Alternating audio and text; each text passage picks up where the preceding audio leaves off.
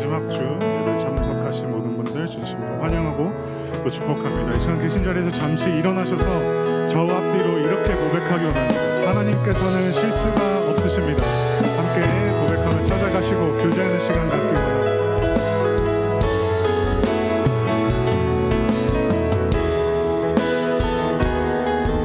정말 그렇게 믿으십니까? 아멘. 하나님의 예비하심 가운데 오늘 이 예배 또한 주님께서 일하시고 우리에게 크신 은혜 부어주실 줄 믿습니다. 아멘. 그분께 우리 힘찬 영광의 박수 올려드리며 함께 기쁨으로 찬양하기 원합니다.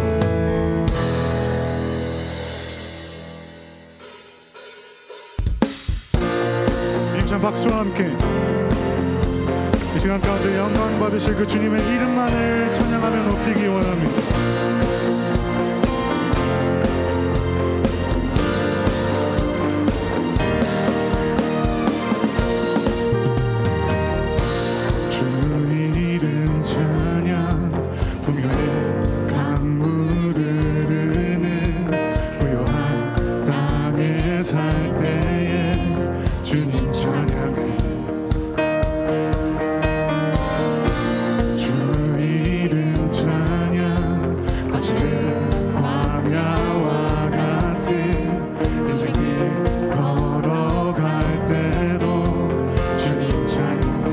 축복을 허락하신 주님, 모든 축복 주신 주님 찬양하리.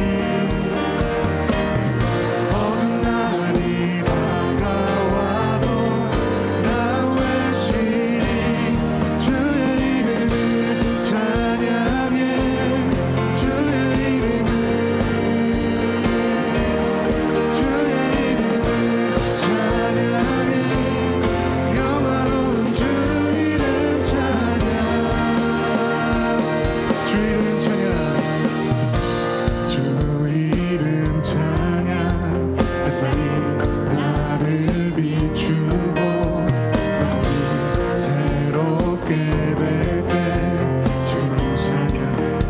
가는 길이 험할지라도 주 이름 찬양. 가는 길이 험할지라도 고통이 따를지라도 주님 찬양해. 모든 축복 주신 주님 찬양하리. 어느 날이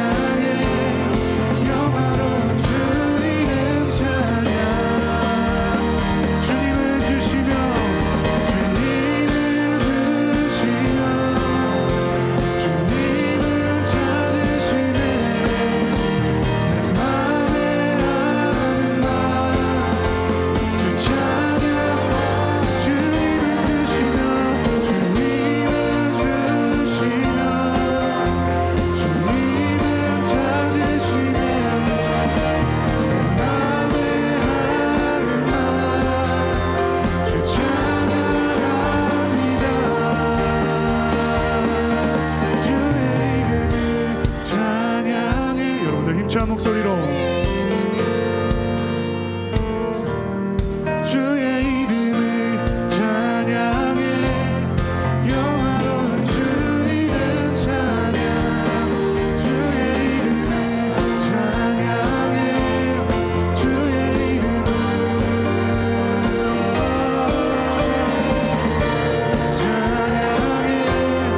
영화로운 주 이름 찬양.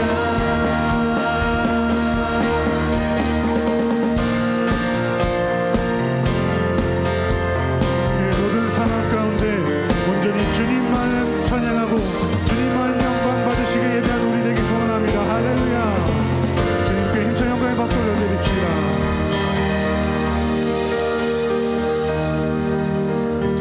앉으셔서 계속해서 찬양하기 원합니다.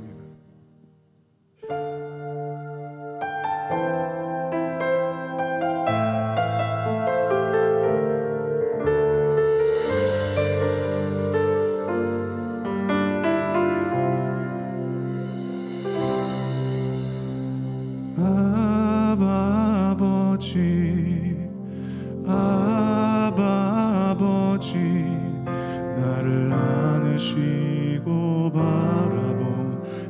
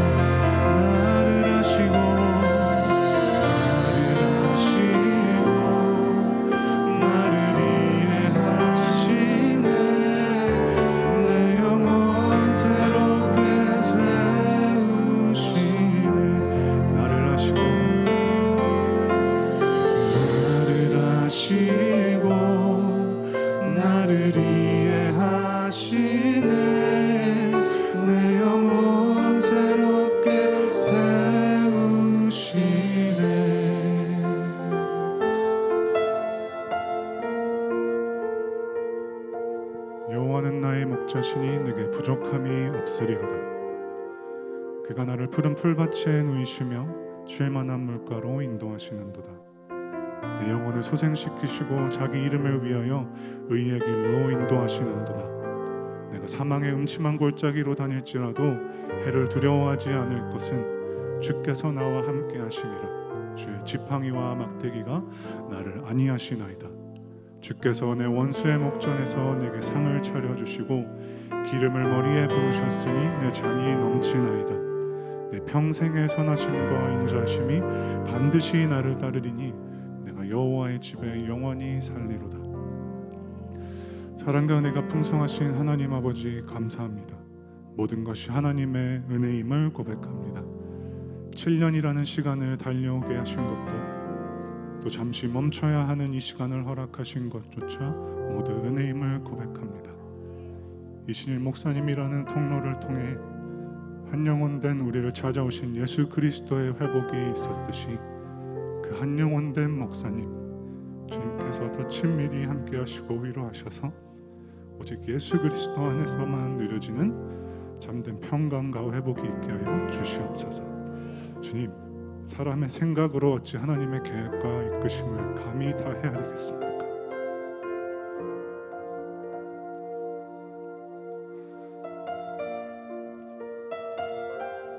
선함 자체가 되시는 주님,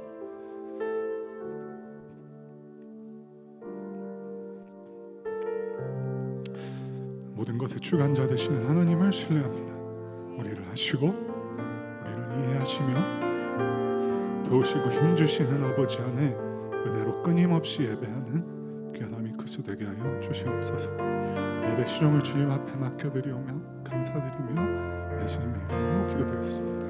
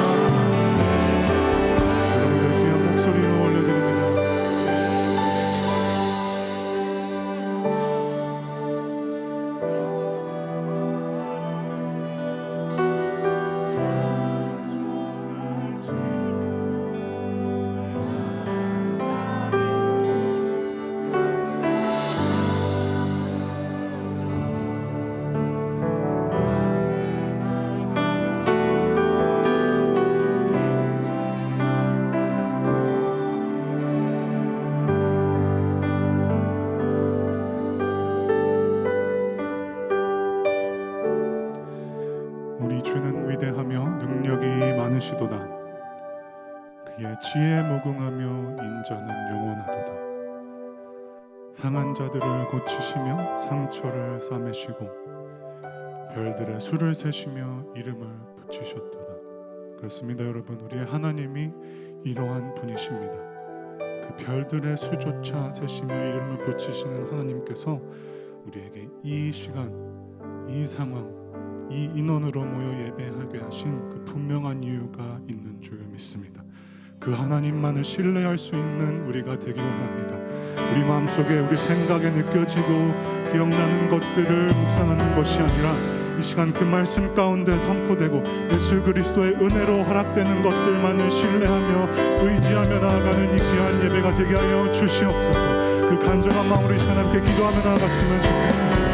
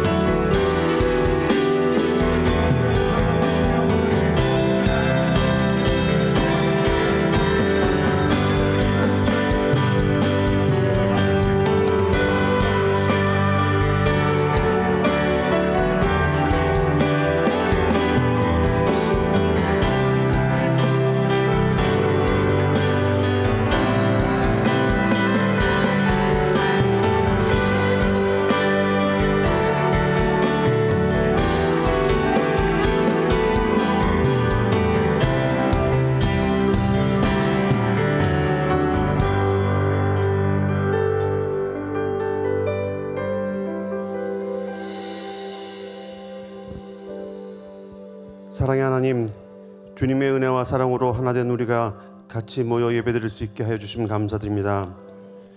주님께 우리의 간구를 올리기 전 예배드리기 합당하지 못한 우리들의 모습을 돌아봅니다. 우리가 착하지 않게 살아가는 것을 회개합니다. 성경은 우리의 착하고 친절한 행실을 보고 사람들이 하나님께 영광을 돌리게 하라고 하시는데 우리는 도무지 착하지 않습니다. 같은 울타리 안에 있는 배우자와 자식들에게도 친절한 말로 위로하고 권면하지 못한 채 살고 있습니다. 주님, 우리의 행실을 보고 세상 사람들이 그리고 우리의 자녀들이 예수님에 대한 궁금증이 생기게 하여 주시옵소서. 아무도 가까이 하지 않던 나병 환자에게 손을 내밀어 그 부정함을 자기 몸으로 옮기시던 예수님의 모습을 우리가 덧입을 수 있게 하여 주십시오. 세상 사람들이 우리와 우리의 행실을 읽고 교회로 발길을 돌리게 하여 주십시오.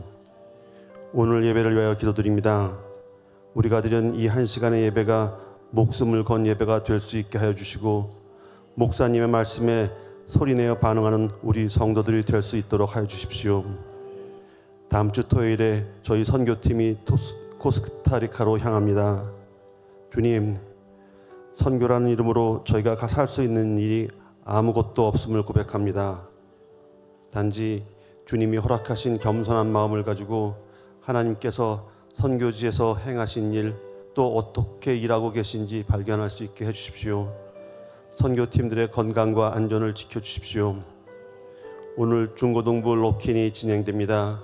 은혜 충만한 가운데 그들이 주님을 만나고 모두 건강히 잘 다녀올 수 있게 해주십시오. 지금은 아미쿠스 교회 사역자들을 위하여 기도드립니다. 훌륭한 목사님은 거저되는 것이 아니라 성령님의 도우심과 훌륭한 성도들의 애씀으로 탄생한다는 것을 압니다.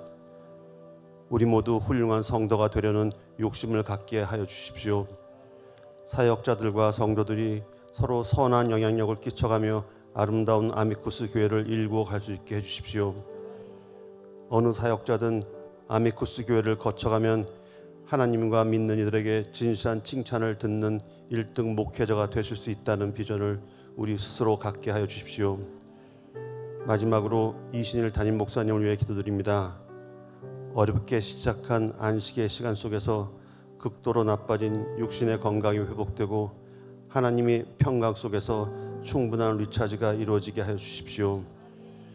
우리 모두 담임 목사님의 부재 중에도 아미쿠스 교회를 넉넉히 지켜낼 수 있는 성숙한 성도가 될 수 있도록 해주십시오. 예수님의 이름으로 기도드렸습니다. 아멘.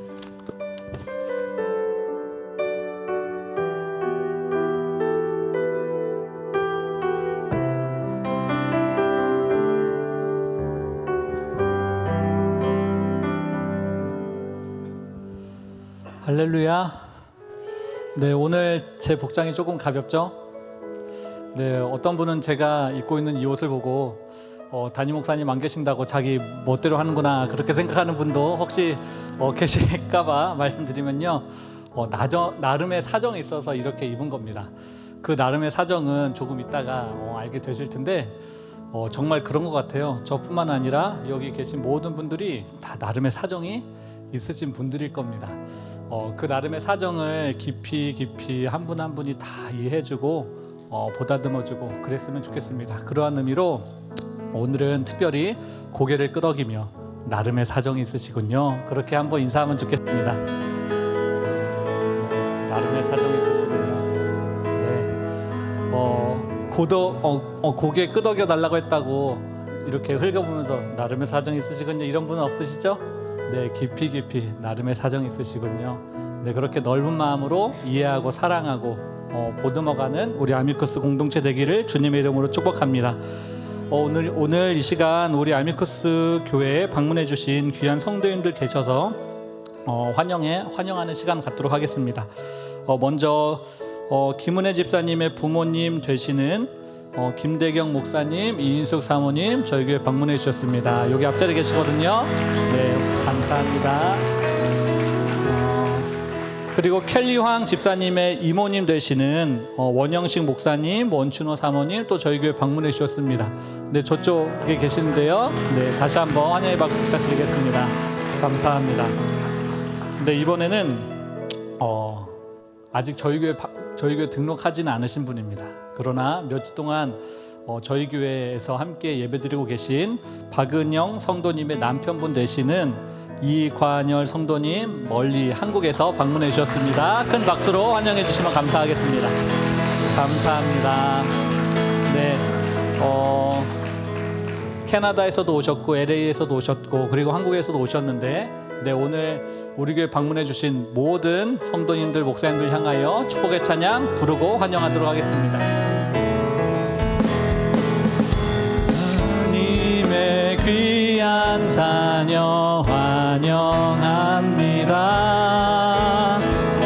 예수님의 이름으로 축복합니다.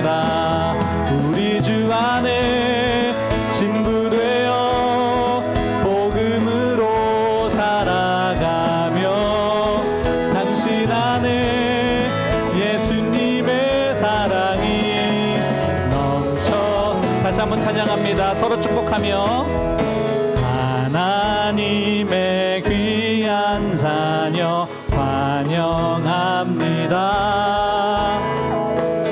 예수님의 이름으로 축복합니다. 우리 주 안에 친구 되어 복음으로 살아가며 당신 안에 예수님의 사랑이 넘쳐. 우리 주 안에 친구 되어 복음으로 살아가며 당신 안에 예수님의 사랑이 넘쳐 흐르기. 당신 안에 예수님의 사랑이 넘쳐 흐르기. 아멘. 서로를 향한 축복의 박수 하도록 하겠습니다. 네, 그 한 분 방문자 제가 빼먹었는데요. 네, 휴가 중에도 아미쿠스 장로교회를 방문해 준 이한솔 목사님 감사하고 환영합니다. 네, 이렇게 한 주 만에 성도님들 뵐 수 있어서 무한 영광이라고 생각합니다. 네, 교회 광고 전해드리도록 하겠습니다. 오늘 버들타임 예배 후에 진행합니다. 교회 예배 끝나고 나가실 때 로비에서 코인 하나씩 뽑으시고요. 뽑아진 코인대로 자리 착석하셔서 귀한 믿음의 교제 나눠주시면 되겠습니다. 그리고 다음 주 주일에는요, 성찬식이 진행되어집니다. 한 주간 기도로 성찬식을 위하여 기도해 주셨으면 좋겠고, 이번 주 금요 기도회는 인디펜던스 데이로 인하여 가지지 않도록 하겠습니다. 그리고 이번 주 토요일부터 다음 주 금요일까지 코스타리카 선교를 다녀옵니다. 총 7분의 저를 포함한 7명의 성도가 그 코스타리카 땅을 향하여 선교 활동을 하고 오는데요. 이 일을 위하여 많은 관심과 기도 부탁드립니다. 그리고 한 가지 좀 급하게 요청을 드리면, 거기 가서 한 230명 정도 되는 중남미 청소년들 그리고 스태프들을 음식으로 섬기고자 오늘 선교 팔랑카 도네이션을 받으려고 합니다. 급하게 조금 준비된 감이 있어서 선교 헌금 봉투는 저희가 만들어 드리지 못했는데요. 하나님께서 감동 주시는 분들은 벤모를 통하여서 마음 써 주시면 감사하겠습니다. 도네이션 해 주시면 감사하겠습니다. 네, 오늘부터 중고등부 썸머 락긴 수련회가 진행되어지고요. 이를 위해서도 우리 아이들이 하나님 은혜 많이 받고 돌아올 수 있도록, 변화된 삶으로 돌아올 수 있도록 함께 기도로 중보해 주시면 좋겠습니다. 그리고 저희 이지혜 성도님의 부친 되시는 이동주 성도님 하나님의 부름을 받으셨습니다. 그래서 지난주에 급하게 이지혜 성도님이 한국에 급하게 가셨는데요. 오늘 이강희 성도님은 교회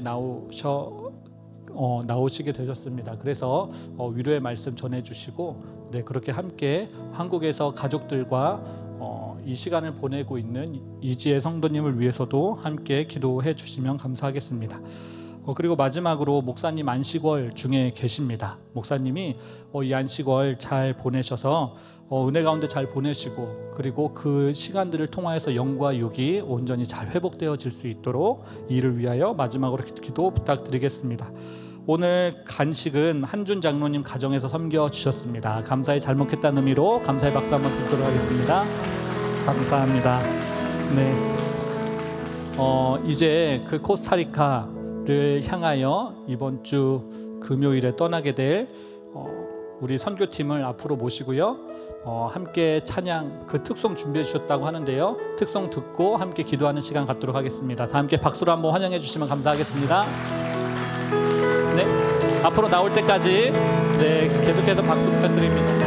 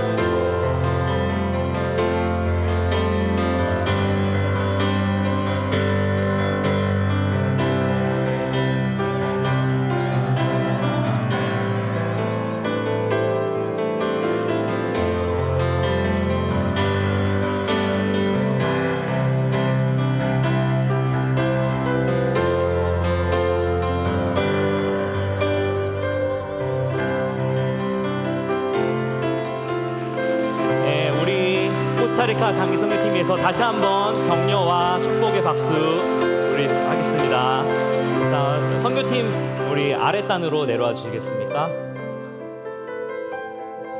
네, 우리 이제 선교팀 위해서 같이 기도하고자 합니다.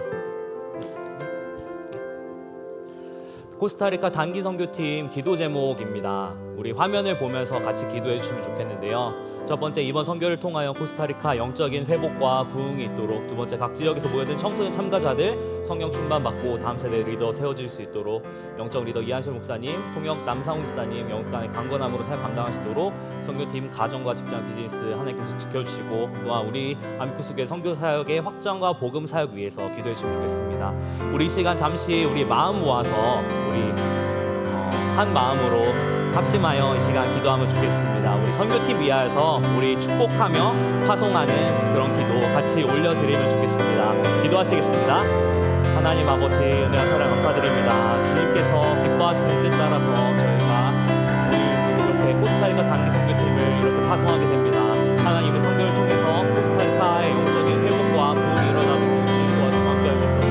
각 지역에서 모여든 청소년 참가자들 성령 충만받고 다음 세대 리더로 세워질 수 있도록 하여 주시고, 그들이 정말 주님의 말씀 안에 거하고 떠나지 않도록 온전히 주님께 붙들린 삶 살도록 도와주시고 함께 해주셔서 저희 리더 이한솔 목사님, 또한 통역 남상훈 목사님 이렇게 강건한 가운데 사역 감당할 수 있도록 하시고, 또한 선교팀 멤버들 한 명 한 명 가운데 주님께서 함께 하셔서 하나님 놀라우신 일들 잘 감당할 수 있도록 도와주옵소서. 가정과 직장 비즈니스 모든 것들 하나님께서 지켜주시고 주옵소서. 모든 것 중에 맡기온 이시 함께 하시고 도와주옵소서. 또한 우리 교회 선교 사역이 계속해서 확성되고 주님 다시 오실 때까지 우리가 복음을 전하는 그런 공동체 수 있도록 도와주시고 함께하여 주옵소서. 하나님 아버지 도와주시고 인도해 주셨습니다. 주님,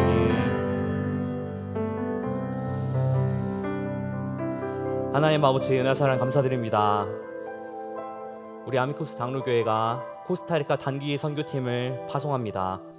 주님께서 붙잡아 주시고 함께 하셔서 선교 가운데 맡겨진 모든 사역들 주님께서 주시는 힘과 은혜로 감당할 수 있도록 도와주시고, 또한 그곳에서 역사하시며 살아계시는 주님, 살아계셔서 선교하시는 하나님을 정말로 보고 경험하고 증거하는 그런 모든 선교팀원들 될 수 있도록 하여 주옵소서. 한 명 한 명 모두 선교 끝나고 돌아올 때까지 지켜주시고, 또한 우리 교회가 한 마음으로 합심하여 기도하고, 또한 우리가 주님 다시 오실 때까지 그 날을 기대하면서 선교에 헌신하는 그런 교회, 그런 모든 성도들 될 수 있도록 도와주시고 함께 해주셔서 감사드리며 예수님의 이름으로 축복하며 기도합니다.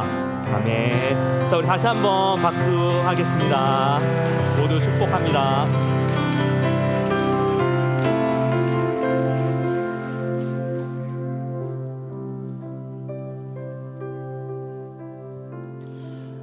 감사합니다. 하나님 말씀 함께 보도록 하겠습니다.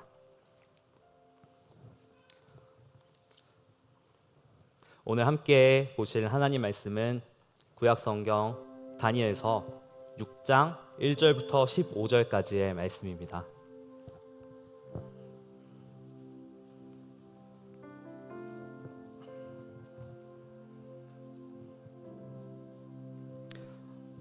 구약 성경 다니엘서 6장 1절부터 15절까지의 말씀입니다.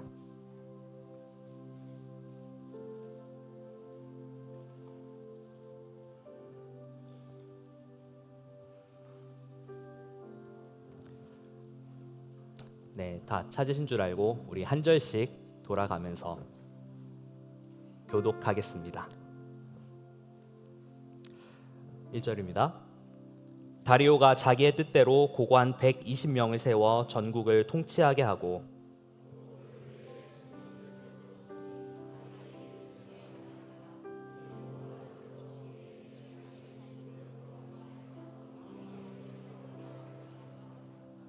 다니엘은 마음이 민첩하여 총리들과 고관들 위에 뛰어남으로 왕이 그를 세워 전국을 다스리게 한고자 한지라.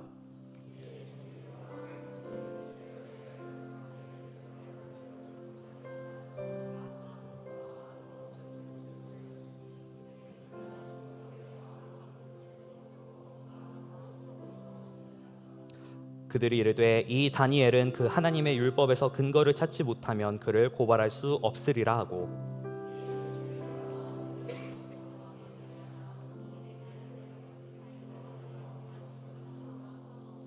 나라의 모든 총리와 지사와 총독과 법관과 관원이 의논하고 왕에게 한 법률을 세우며 한 금령을 정하실 것을 구하나이다. 왕이여 그것은 곧 이제부터 30일 동안에 누구든지 왕 외에 어떤 신에게나 사람에게 무엇을 구하면 사자굴에 던져 넣기로 한 것이니이다.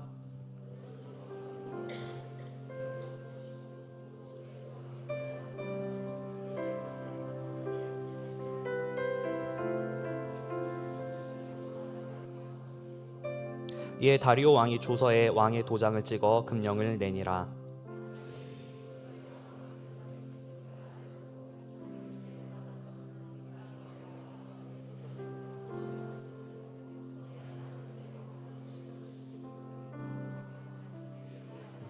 감사하였더라.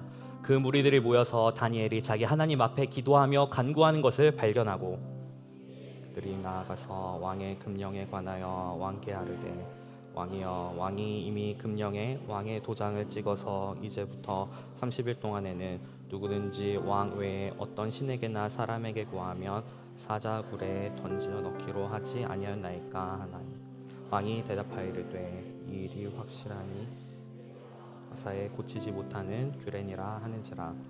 그들이 왕 앞에서 말하이르되 왕이여 사로잡혀온 유다 자손 중에 다니엘이 왕과 왕의 도장이 찍힌 금령을 존중하지 아니하고 하루 3번씩 기도하나이다 하니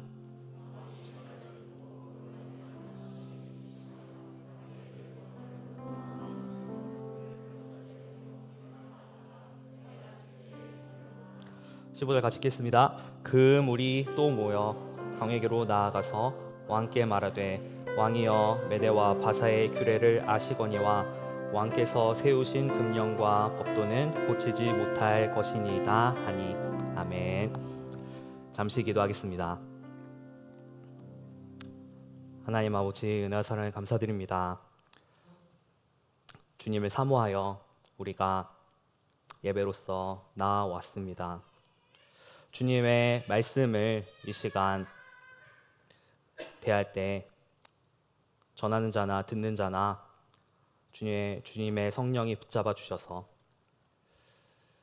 사람의 말이 아니라 정말로 하나님께서 우리를 통해서 전달하시는 그 말씀, 우리 교회에 주시는 말씀 우리가 분별하여 깨닫도록 하여 주시고 말씀이 살아 움직이는 역사하는 하나님의 능력이라는 것을 경험하는 우리 모두가 될 수 있도록 도와주시고 함께하여 주옵소서.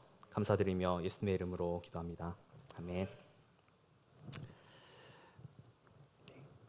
네, 오늘 우리는 다니엘서 6장 1절부터 15절 말씀을 가지고 전에 하던 대로라는 제목으로 하나님 말씀 함께 나누고자 합니다. 성도 여러분 혹시 장인의 다큐멘터리를 보신 적이 있으십니까? 장인? 네, father-in-law 아니고요. 장인 아시죠? 수십 년간 매일 동이 트기 전에 어김없이 작업장에 나와서 익숙하게 연장을 들고 묵묵히 자신의 일을 하는 그 장인의 모습 여러분들 한 번씩 다 보신 적이 있으실 거라고 생각이 듭니다. 예를 들어서 수만 번 흙을 만지고 물레를 돌리는 도예가의 모습을 상상해 보시면 좋겠습니다. 그 손이 어떻습니까? 정말 투박하고 또 손에는 굳은 살이 박히고 하지만 그 어느 정밀한 기계보다 더 예민하게 흙의 미세한 변화를 감지해냅니다. 그리고 그 장인의 몸은 가장 완벽한 균형과 형태를 빚어내는 최적의 각도와 힘을 기억하고 있습니다. 외부인의 눈에는 그저 지루하고 고된 노동의 반복처럼 보일 수 있습니다. 어제 했던 일을 오늘도 하고 오늘 한 일을 내일도 똑같이 반복합니다. 특별한 사건도 극적인 반전도 없어 보입니다. 하지만 그가 빚어내는 작품은 어떻습니까? 수만 번의 반복이 축적된 결과 그 누구도 흉내낼 수 없는 아름다움과 깊이를 담은 명작이 탄생합니다. 사람들은 그것을 보면서 어떻게 이런 경이로운 것을 만들었을까 하고 감탄과 경의를 표현합니다. 하지만 그 작품은 어느 날 갑자기 짠 하고 나타난 것이 아니죠. 그러한 기적이나 행운의 산물이 결코 아닙니다. 그것은 바로 무수히 반복된 하던 대로의 시간이 빚어낸 필연적인 결과물인 것입니다. 그런데 우리가 사는 요즘 시대는 어떻습니까? 우리는 장인의 이런 느린 반복을 좀처럼 견디지 못하는 것 같습니다. 우리는 인생 역전, 일확천금, 벼락스타 이런 단어에 열중하는 경향이 있습니다. 긴 시간의 노력과 훈련보다는 빠른 결과를 얻게 해주는 그런 방법들을 우리는 찾는 것을 좋아하는 것 같습니다. 꾸준한 운동보다는 단기간에 살을 빼는 유행 다이어트 혹은 그런 보조 음식이나 약 같은 것에 솔깃하곤 합니다. 신앙생활 안에도 이런 모습이 스며들 때가 많습니다. 꾸준하고 평범한 말씀 묵상과 기도의 삶보다는 어떤 특별한 집회에서의 뜨거운 체험 한 번으로 내 믿음이 단번에 도약하기를 기대하는 그런 마음의 경향성이 있는 것을 발견합니다. 일상의 작은 순종보다는 남들에게 보여줄 수 있는 크고 화려한 사역 하나를 통해 자신의 신앙을 증명하고 싶어 합니다. 이런 시대 속에서 오늘 본문의 다니엘은 우리에게 정반대의 삶을 보여줍니다. 그의 인생에서 가장 극적인 위기의 순간, 그는 가장 평범하고 일상적인 행동을 선택합니다. 오늘 말씀을 통해 우리 삶을 덮치는 위기 앞에서 요동하지 않고 하나님의 평강을 누리는 삶의 비결이 어디에 있는지, 다니엘의 전에 하던 대로의 삶 속으로 우리가 깊이 들어가서 우리가 그 영적인 원리를 발견하고 하나님께서 우리에게 주시는 음성을 분별하여서 우리가 주님의 기뻐하시는 모습대로 살아가는 그런 놀라운 시간 되기를 간절히 소망합니다. 오늘 본문인 다니엘 6장은 다니엘의 파란만장한 인생의 거의 마지막 시기로 알려져 있습니다. 이때 다니엘은 약 80대의 노인 시기를 보내고 있었을 것으로 생각이 됩니다. 우리가 다니엘서 아마 신앙생활 오래 하신 분들 내용 잘 아시겠지만요. 다니엘은 10대 소년 시절에 자신의 조국 유다가 바벨론에 의해 무참히 멸망하는 것을 목격하였습니다. 그리고 포로가 되어서 끌려옵니다. 이제 그로부터 약 70여 년의 세월이 흘렀습니다. 근데 그 긴 시간 동안 세상도 많이 변했습니다. 철옹성 같은 바벨론 제국은 역사 속으로 사라졌고 새로운 패권국이 등장합니다. 메데 바사. 우리가 알고 있는 페르시아 그 제국이 들어섰습니다. 그런데 왕조가 바뀌고 세상이 뒤집힌 것에도 불구하고 다니엘의 위치는 흔들리지 않았습니다. 새로운 제국의 다리오 왕마저도 다니엘의 탁월한 지혜와 타의 추종을 불허하는 성실함을 인정할 수밖에 없었습니다. 다리오 왕은 광대한 제국을 효율적으로 다스리기 위해 120명의 고관을 세우고 그들을 감독할 3명의 총리를 임명했는데 다니엘이 바로 그 3명의 최상위 리더 중에 하나였습니다. 3절은 다니엘은 마음이 민첩하여 총리들과 고관들 위에 뛰어남으로 왕이 그를 세워 전국을 다스리게 하고자 한지라 라고 기록합니다. 포로 출신의 이방인인데 제국의 2인자가 되기 직전의 상황이었습니다. 그런데 바로 이 시점에서 인간의 추악한 시기와 질투가 고개를 듭니다. 다른 총리들과 고관들은 다니엘을 제거하기 위해 눈에 불을 켜고 그의 허물을 찾기 시작합니다. 국정의 모든 장부를 샅샅이 뒤지고 그의 행적을 미행해서 먼지 하나라도 찾아내기 위해서 혈안이 되었지만 그 결과는 실패하였습니다. 5절은 그들의 좌절 섞인 결론을 이렇게 전합니다. 이 다니엘은 그 하나님의 율법에서 근거를 찾지 못하면 그를 고발할 수 없으리라 라고까지 성경은 기록하고 있습니다. 이것은 다니엘에게 최고의 찬사였지만 동시에 가장 무서운 위협의 시작이었습니다. 먼지 털어도 안 나올 정도로 그렇게 청렴한 삶을 산 그 다니엘에게 가장 중요한 것이 무엇인가 생각해 봤는데 다니엘을 시기하는 사람들이 저 사람은 하나님을 믿지라는 것을 간파해낸 것입니다. 그들은 다니엘의 가장 거룩하고 순결한 부분, 바로 그의 신앙을 공격의 무기로 삼기로 하였습니다. 그들의 계획은 정말 교활하고 치밀했습니다. 아니, 치졸하다고까지도 할 수 있을 것 같습니다.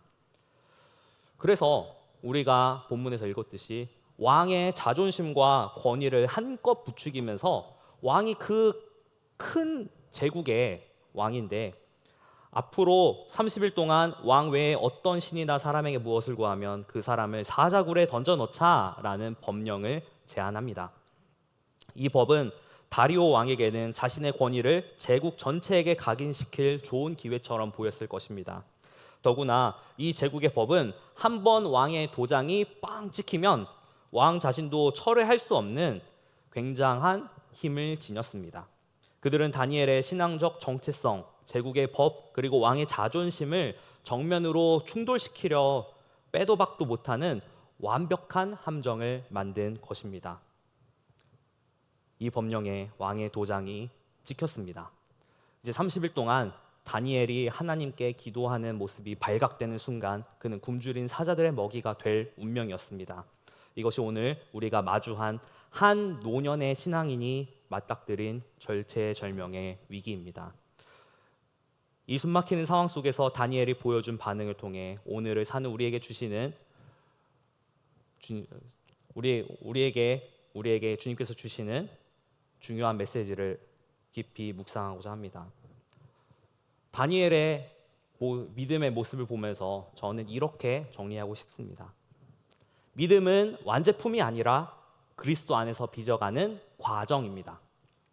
믿음은 완제품이 아니라 그리스도 안에서 빚어져가는 과정입니다. 우리 함께 10절 말씀 다시 한번 읽어보도록 하겠습니다. 읽겠습니다. 시작. 다니엘이 이 조서에 왕의 도장이 찍힌 것을 알고도 자기 집에 돌아가서는 윗방에 올라가 예루살렘으로 향한 창문을 열고 전에 하던 대로 하루 3번씩 무릎을 꿇고 기도하며 그의 하나님께 감사하였더라. 여기서 우리의 눈을 끄는 몇 가지 단어들이 있습니다. 그 중에서 알고도라는 단어를 먼저 집중해 보기 원합니다. 이 조서에 왕의 도장이 찍힌 것을 알고도라는 이 단어를 먼저 주목하여 보기 원합니다. 다니엘은 자신을 죽이기 위한 법이 선포되었다는 것을 몰랐던 것이 전혀 아닙니다. 그가 그 나라의 2인자, 총리의 위치까지 올라가 있다고 하니 법이 어떻게 집행이 되는지, 그리고 왕의 도장이 법안에 찍히면 왕도 그것을 철회할 수 없다는 것을 다니엘은 너무나 잘 알고 있었을 것입니다. 또한 동료들의 배신, 왕의 어리석음, 그리고 그 결과가 어떻게 될지 다니엘은 명확하게 알고 있었습니다. 그럼에도 불구하고 그는 조금의 망설임도 없이 전에 하던 대로 자신의 골방으로 향했습니다. 성도 여러분, 이것이 어떻게 가능했을까요? 다니엘은 정말 죽음이 두렵지 않은 초인이었을까요? 아니면 이참에 순교해서 영광을 얻자 식의 영웅 심리가 있었을까요? 우리는 종종 다니엘의 이 담대한 믿음을 하나의 완성된 결과물처럼 바라보며 감탄하고 또한 동시에 나는 왜 저렇게 못할까? 라며 좌절하곤 합니다. 하지만 성경이 우리에게 보여주시는 진실은 이 위대한 믿음이 어느 날 갑자기 생긴 초능력이나 개인의 기질이 아니라는 사실입니다. 이것은 지난 70여 년의 세월 동안 하나님께서 다니엘의 인생이라는 도화지에 직접 그려오신 거대한 그림의 일부였습니다. 하나님께서 다니엘이라는 원석을 깎고 다듬어 오신 작품이었습니다. 다니엘의 이러한 모습을 보면서 저는 이번 말씀을 준비하면서 크게 깨달은 것이 있습니다. 참 성경에 나오는 위대한 인물들을 생각하면서 제가 어렸을 때는 그 인물들을 정말로 우러러보고 그런 사람들 같은 믿음을 갖기 원하였습니다. 정말로 많은 참 훌륭한 믿음의 인물들이 성경에 등장하지 않습니까? 다니엘도 마찬가지입니다. 혹시 우리 중에 영어 이름 데니얼로 쓰시는 분 계시지 여기 많이 계시지 않을까 싶은데요. 그만큼 다니엘이 성경 인물 다니엘이 우리에게 시사하는 바도 정말 크다는 것으로 우리가 생각할 수 있을 것 같습니다. 그래서 저는 어린 시절 다니엘처럼 멋진 믿음의 사람이 되어야지 라는 나름대로 야심찬 다짐을 했던 때가 있었습니다. 큰 사역을 성공적으로 마치면 마치 게임에서 레벨업 하듯이 제 믿음도 그만큼 커질 것이라고 생각했습니다. 그래서 때로는 제 믿음이 실제보다 더 좋아 보이도록 포장했던 적도 있었고, 어떤 일을 해낸 후에는 내가 해냈다라는 성취감과 제 자신의 의로움에 취해서 그것이 믿음의 성장인 줄 알았던 적도 있었습니다. 하지만 그러한 퍼포먼스적인 신앙은 저를 금방 지치게 하고 교만하게 만들었습니다. 작은 실패 앞에서 쉽게 무너졌고, 제 연약함이 드러날 때마다 나는 자격이 없나 봐 라며 깊은 영적인 침체에 빠지곤 하였습니다. 그런데 어느 순간부터 성경을 읽는 저의 관점이 조금씩 바뀌기 시작하였습니다. 다윗이 어떻게 거인 골리앗을 이겼을까? 이것과 이런 영웅 중심의 시각에서 하나님께서 어떻게 이름 없는 목동 다윗과 함께 하시고 그를 통해 일하셨을까라는 하나님 중심의 시각으로 변해 갔습니다. 다니엘이 어떻게 사자굴에서 살아남았을까에서 이제는 이렇게 시각이 바뀌었습니다. 하나님께서 어떻게 70년 포로 생활 내내 다니엘을 단련시키시고 그 위기 속에서 그를 지키셨을까라고 저의 관점, 저의 질문이 바뀌기 시작했습니다. 신앙의 초점이 내가 얼마나 위대한 믿음의 사람이 될 것인가에서 나와 함께 하시는 하나님이 얼마나 위대하신 분인가로 옮겨가기 시작한 것입니다. 다니엘의 인생이 바로 그 증거입니다. 다니엘서 1장의 내용입니다. 10대 소년 다니엘은 포로로 끌려가자마자 첫 번째 신앙의 시험대에 오릅니다. 왕의 진미와 포도주로 자신을 더럽히지 않겠다고 뜻을 정했을 때 하나님은 그 순종 위에 모든 환상을 깨달아 아는 지혜와 총명을 부어주셨습니다. 그의 믿음의 첫 단추는 하나님께서 끼워주신 것입니다. 그리고 그 다음에 다니엘서 2장에도 또 다른 사건이 등장합니다.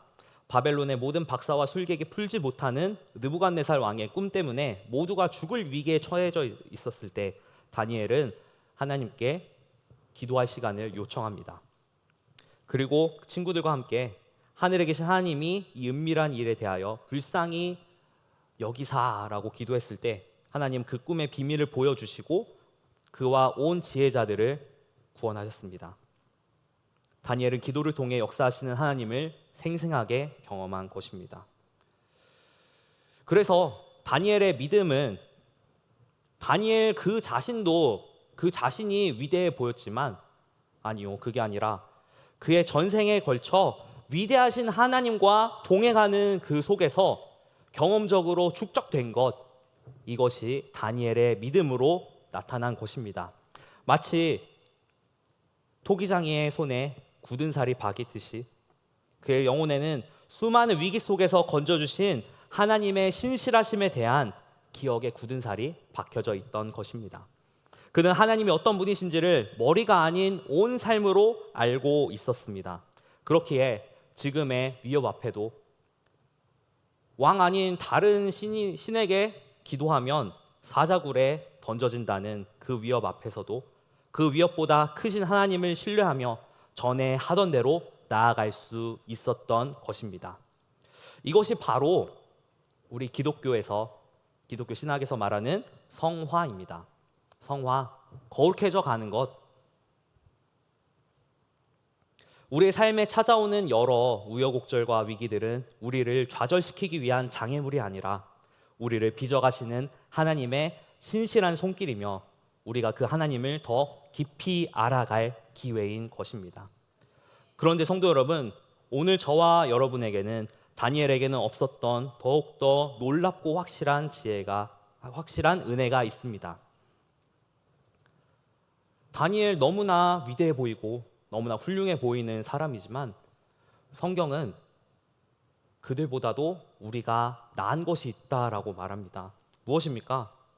우리가 어떻게 감히 하나님을 알아가고 그분을 신뢰하는 믿음의 과정을 걸어갈 수 있습니까? 바로 우리에게 자신을 가장 완벽하게 보여주신 예수 그리스도를 통해서입니다. 요한복음 14장 9절에서 예수님은 나를 본 자는 아버지를 보았거늘 이라고 말씀하셨습니다. 예수님이야말로 보이지 않는 하나님을 보여주시는 길이요 진리요 생명이십니다. 다니엘은 율법과 자신의 특별한 경험들을 통해 하나님을 알아갔지만 우리는 그보다 더욱 훨씬 더 완전한 계시인 예수 그리스도를 통해 하나님 아버지가 어떤 분이신지를 압니다. 십자가에서 우리를 위해 아들을 내어주시기까지 우리를 사랑하신 그 사랑을 우리는 알고 있습니다.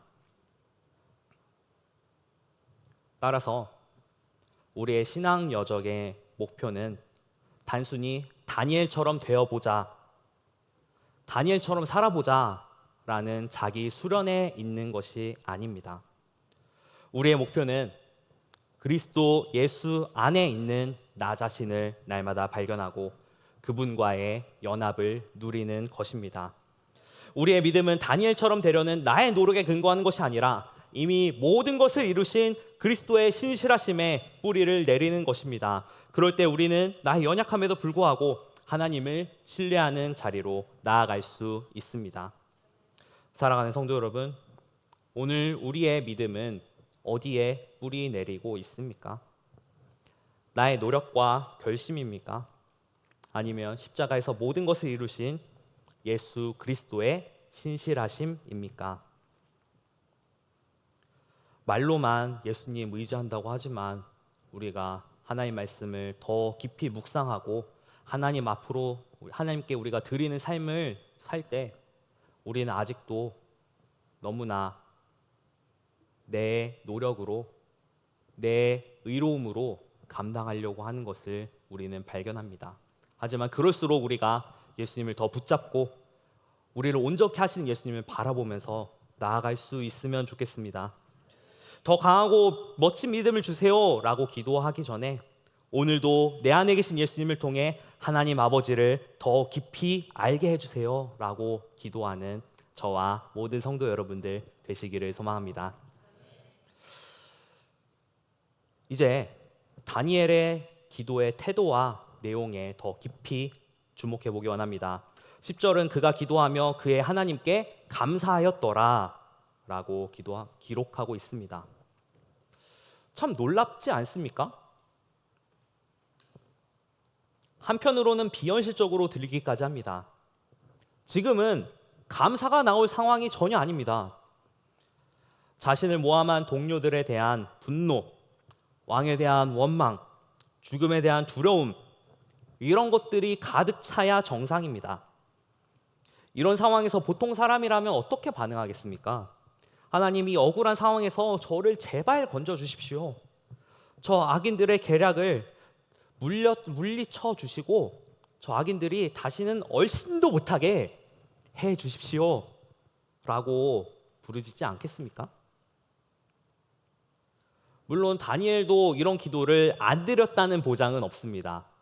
다니엘도 인간적으로 그런 마음이 분명히 들었을 것입니다. 하지만 성경이 강조하여서 기록하고 있는 그의 기도의 핵심은 바로 감사입니다. 그는 전에 하던 대로 감사했습니다.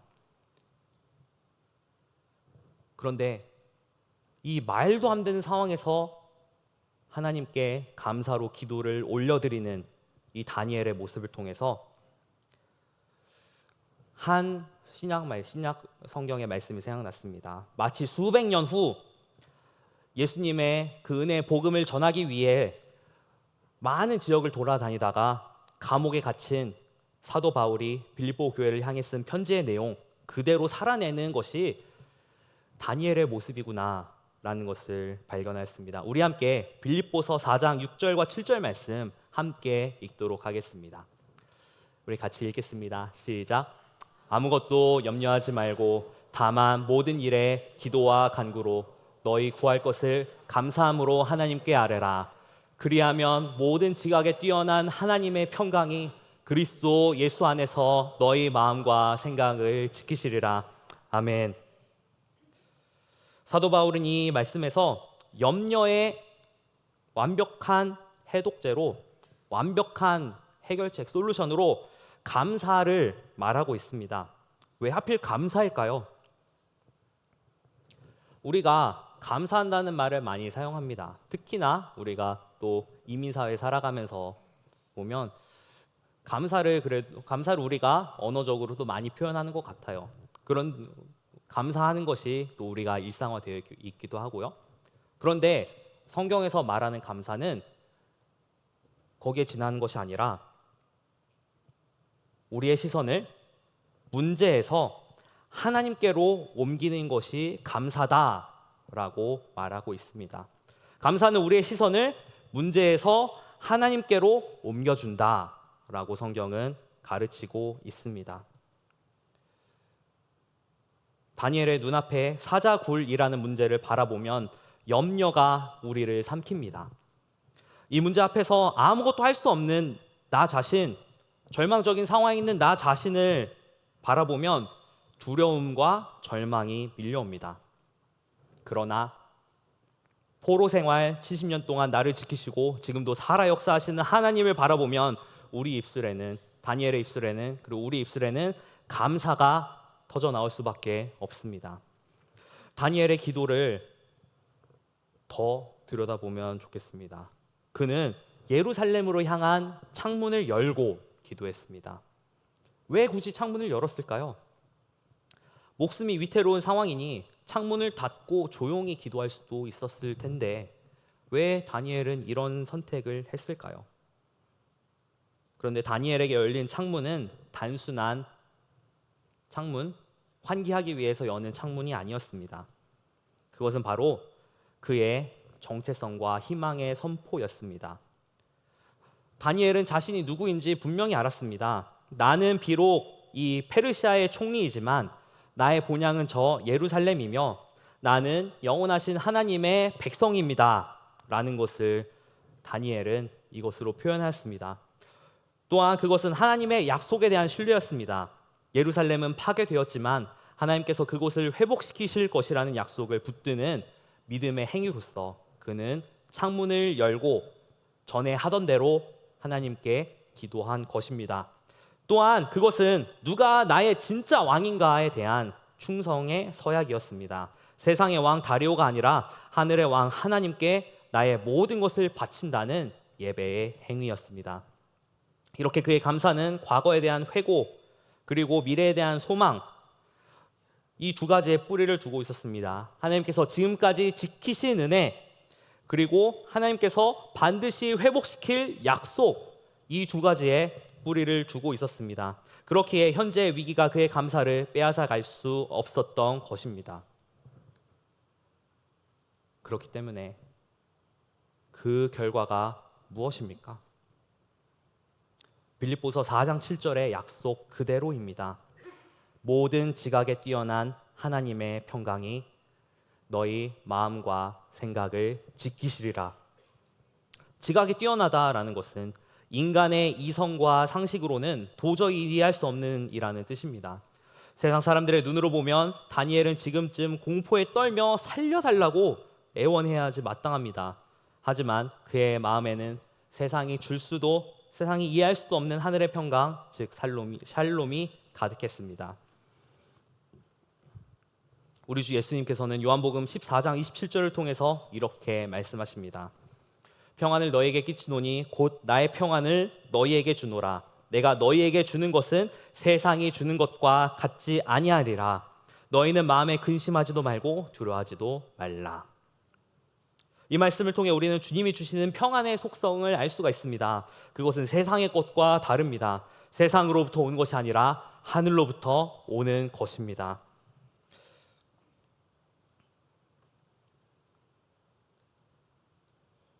우리 원래 말씀으로 다시 돌아가면요, 지키시리라 라는 단어를 보면 이런 의미가 있더라고요. 푸르레오라는 헬라어 단어인데 본래 성을 포위하여 외부의 모든 공격으로부터 지키는 강력한 군대의 모습을 연상시키는 군사 용어입니다. 아무것도 염려하지 말고 감사와 간구로 너희 구할 것을 하나님께 아뢰면 그러면 하나님의 평강이 마음과 생각을 지키시리라. 하나님의 평강이 우리의 생각과 마음을 지키신다는 게 어떤 모습으로라고요? 마치 군사가 성을 포위하듯이 그렇게 지키신다는 의미입니다. 우리가 감사함으로 기도할 때 하나님의 평강이 최정예 부대처럼 우리의 마음과 생각 주위에 진을 치고 염려와 두려움이라는 적군이 감히 침범하지 못하도록 철통같이 지켜주신다는 놀라운 약속입니다. 다니엘은 사자굴에 던져지는 그 순간까지 굶주린 사자들의 울음소리 가운데서도 바로 이 하나님의 평강이라는 호의를 받았을 것입니다. 상황은 최악이었지만 그의 영혼은 하나님의 평강 안에서 가장 안전했습니다. 빌립보서는 이 평강이 어디 안에서 우리를 지킨다고 말씀합니까? 그리스도 예수 안에서라고 말씀합니다. 왜 이 구절이 그토록 중요할까요? 왜냐하면 예수님께서 바로 우리의 평강, 샬롬 그 자체가 되시기 때문입니다. 다니엘의 감사가 과거의 신실한 경험에 근거했다면 그가 많은 시간 동안 하나님의 위대하심을 보고 여러 상황들을 하나님의 크신 은혜로 극복해낸 그것에서 말미암았다면 오늘 저와 여러분의 감사는 그보다 훨씬 더 강력하고 영원한 반석 위에 서 있습니다. 바로 예수 그리스도의 십자가, 영원히 변치 않는 복음의 사실입니다. 우리는 우리의 행위나 상황뿐만이 아니라 때문이 아니라 이미 우리를 위해 모든 것을 이루신 예수님의 공로 때문에 하나님께 나아갈 수 있고 감사할 수 있습니다. 그렇게 우리는 그 어떤 상황 속에서도 감사할 자격과 특권을 얻었습니다. 이 평강은 우리가 노력해서 쟁취하는 것이 아니라 그리스도 예수 안에 거할 때 우리에게 선물로 주어지는 것입니다. 사랑하는 성도 여러분, 오늘 우리의 기도는 어떤 언어로 채워져 있습니까? 위기가 닥쳤을 때 우리의 기도는 하나님 왜 저에게 이런 시련을 주십니까? 라는 이 말이 기도 전체를 차지하고 있지 않습니까? 아니면 이런 상황 속에서도 십자가 사랑으로 나를 붙드시는 주님 감사합니다. 그 은혜를 묵상하면서 나아가기 원합니다. 라고 이런 복음적인 감사로 우리가 고백하고 있습니까? 우리의 기도의 창문은 어디를 향해서 열려 있습니까? 문제와 세상을 향해서 열려 있습니까? 아니면 나를 위해 모든 것을 내어주신 그리스도의 십자가를 향해 열려 있습니까? 말씀을 맺겠습니다. 오늘 우리는 다니엘의 삶을 통해 인생의 가장 큰 위기를 이기는 힘은 그 순간에 발휘되는 초인적인 용기나 특별한 결단에서 나오는 것이 아니라는 것을 우리는 분명히 보았습니다.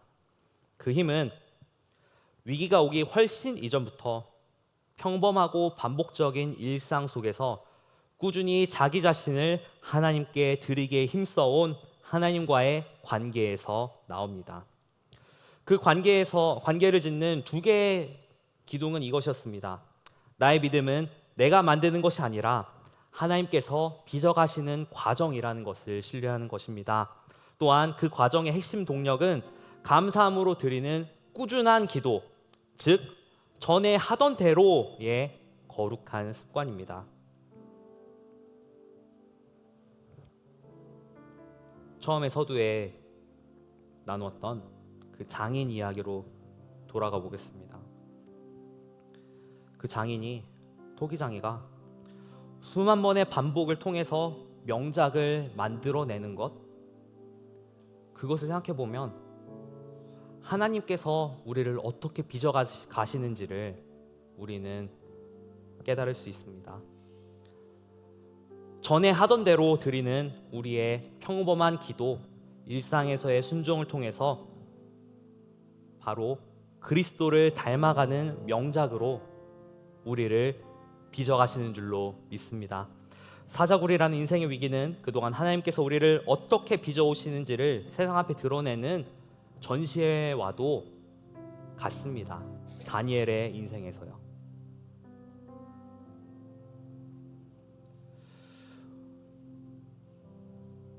아직 기도의 습관이 익숙하지 않으신 분들 계십니까? 아침에 눈을 떠서 발이 딱 땅에 닿기 전에 이렇게 기도하시면 좋겠습니다. 하나님, 오늘도 예수님의 십자가 은혜로 새 날을 주셔서 감사합니다 라고 단 한 문장이라도 고백하는 것부터 시작해 보시기 바랍니다. 그것이 오늘 본문에서 말하는 전에 하던 대로의 첫 걸음입니다. 기도 생활을 잘 하고 계신 분들, 그런데 기도의 첫머리에 나의 문제 목록을 나열하게 되는 분들 계십니까? 네, 저도 그럴 때 많습니다. 저도 제 문제를 먼저 하나님께 토로할 때가 많습니다. 그런데 그것보다도 먼저 해야 될 것은 나를 구원하신 십자가의 사랑, 그 한 가지만이라도 먼저 묵상하며 감사하는 훈련, 감사함으로 주님께 먼저 나아가는 훈련, 저와 여러분들 되시길 소망합니다. 복음이 우리의 기도의 방향성을 계속해서 바꾸어 나갈 것입니다. 또한 이 기도 생활을 잘 해오신 분들 계십니까? 그러면 나의 골방을 넘어서 우리 주변의 지체를 위해서, 우리의 이웃을 위해서, 우리 공동체의 교회를 위해서 그리스도의 사랑으로 전에 하던 대로 중보하는 자리로 나아가시기를 소망합니다. 거창하지 않아도 괜찮습니다. 이 작은 순종의 벽돌들이 그리스도라는 반석 위에 하루하루 쌓여갈 때 하나님의 평강이 우리의 삶을 지키는 견고한 성벽이 될 것입니다. 그리고 훗날 어떤 사자굴이 우리 앞에 나타난다 할지라도 우리는 다니엘처럼, 아니 다니엘보다 더 큰 확신 속에서 담대하게 고백하게 될 것입니다. 이 모든 상황을 알고도 나를 위해 죽으시고 부활하신 예수님께서 지금도 나와 함께 하심을 알기에 전에 하던 대로 무릎 꿇고 감사하며 기도할 것이라는 그런 고백, 그런 삶 살아가시는 우리가 되어 가실 줄로 분명히 믿습니다. 이 위대한 복음의 은혜가 오늘 예배하는 우리 모두의 삶 가운데 가득하시기를 주님의 이름으로 간절히 축원합니다. 잠시 기도하겠습니다. 살아계신 하나님 아버지, 오늘 다니엘의 삶과 더불어 그 모든 것을 완성하신 예수 그리스도의 복음을 말씀을 통해서 다시 한번 생각해 하심에 감사를 드립니다. 우리의 믿음이 나의 노력이 아닌 오직 예수 그리스도를 아는 지식 위에 서게 하시고, 우리의 평강이 나의 상황이 아닌 십자가의 은혜에 뿌리 내리게 하여 주옵소서. 오늘부터 우리의 삶에 전에 하던 대로의 거룩한 습관을 시작할 용기를 주옵소서. 우리의 모든 기도가 그리스도의 사랑 안에서 드리는 감사가 되게 하옵소서. 그리하여 세상이 줄 수도 알 수도 없는 하나님의 평강이 우리의 마음과 생각을 지키는 놀라운 은혜를 날마다 경험하여 살게 하여 주시고, 다니엘이 보였던 대담하고 견고한 그런 믿음보다도 더욱더 확실한 그리스도의 믿음으로 살아가는 우리 모두 되도록 하여 주옵소서. 감사드리며 우리 주 예수 그리스도의 이름으로 기도합니다. 아멘. 우리 이 시간 우리 찬양 올려드리기 원합니다. 아무것도 두려워 말라, 주 나의 하나님이 지켜주시네. 오늘 말씀을 생각하시면서 같이 고백하는 이 시간 되기 원합니다.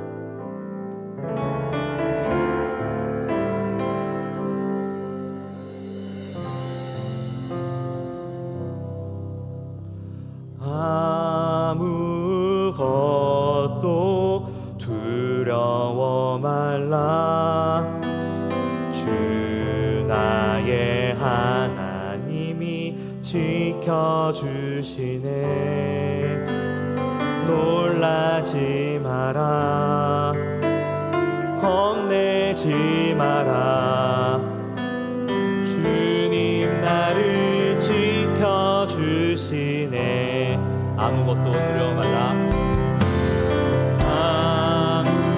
아무것도 두려워 말라. 주 나의 하나님이 지켜주시네. 놀라지 마라, 겁내지 마라. 주님 나를 지켜주시네.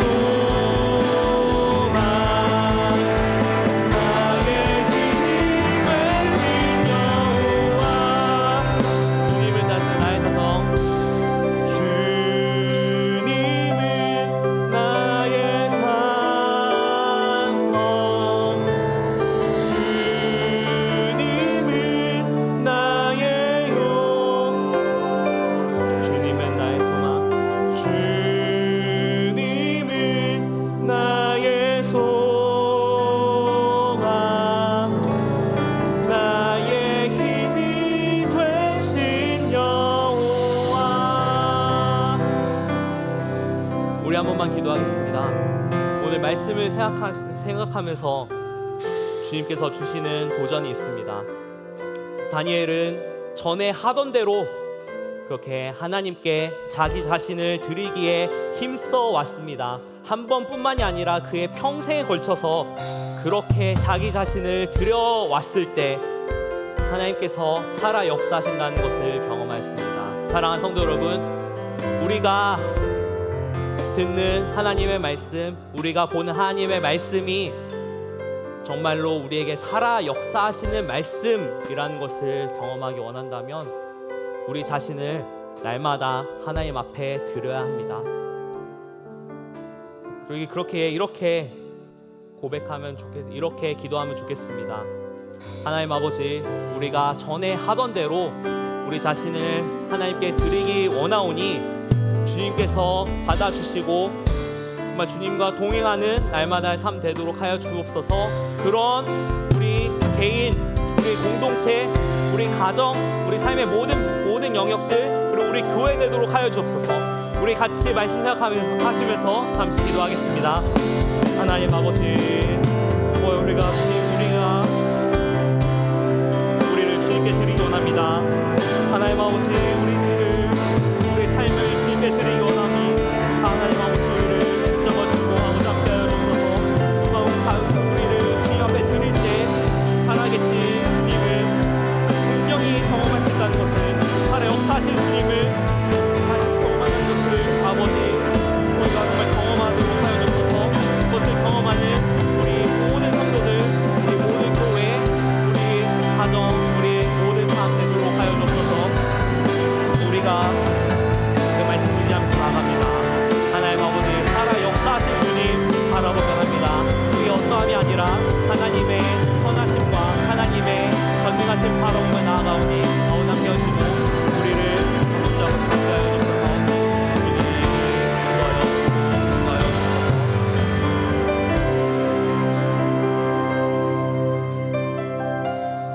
하나님의 살아계심을 정말로 경험하며 하나님의 말씀이 살아 역사하시는 하나님의 능력임을 믿으며 우리 자신을 날마다 전에 하던 대로 하나님께 드리기를 힘쓰는 우리 모든 성도들 되기를 소망하오니 아버지 받아주시고 함께하여 주옵소서.